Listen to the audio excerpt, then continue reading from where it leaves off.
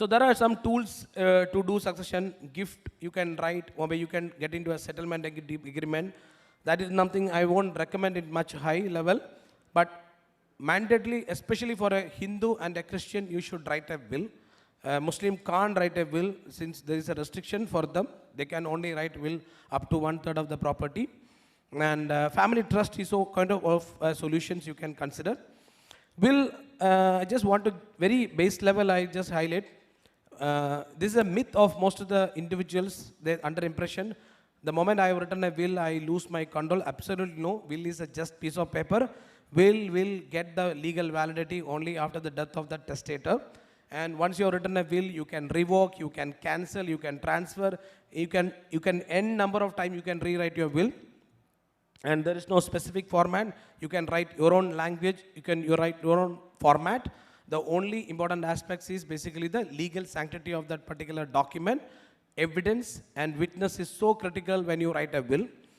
And registration of will is not mandatory. Having said, if you register a will, challenging a registered will is a bit complexity in the court.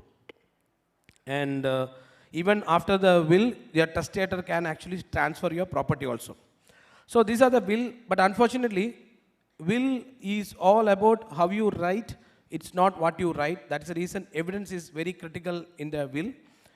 And but having said, there are so many situations will fail. I don't want to go detail on this particular subject. Having said, you have a special able child, when you have a minor child, when you have a girl child, when you don't have a children, and there are many, especially for a Muslims, and there are many situations, business succession, all such situations will fail, literally will fail. So for that, I think you should actually look forward a private trust. Why private trust? I so advocate private trust. Will only define who will get what. A private trust will decide how and when you will get. That's a completely different topic. A person, what point of time, in what manner a person assets inherit from you, that is only possible through a private trust. Private trust concept is A's property giving to B for the benefit of C. That is a simple equation of a private trust.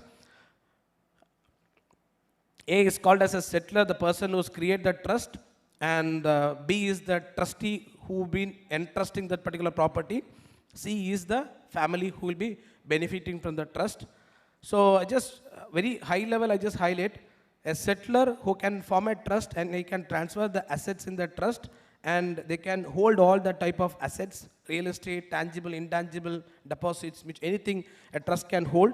And settler will appoint a trustee like a director in any company. The trustee will be managing the property, will be earning the income, and the distribution of income will be to the beneficiaries, so-called as decided by the settler. That means a beneficiary can be the settler himself, his wife, his children, grandchildren, anybody he can actually form part of a trust. It's a great solution, so depends upon the complexity on the family. Okay, I always say that if you don't plan a succession, it's a big financial crime to your family. As I said, the consequences is not the person who's supposed to create this system.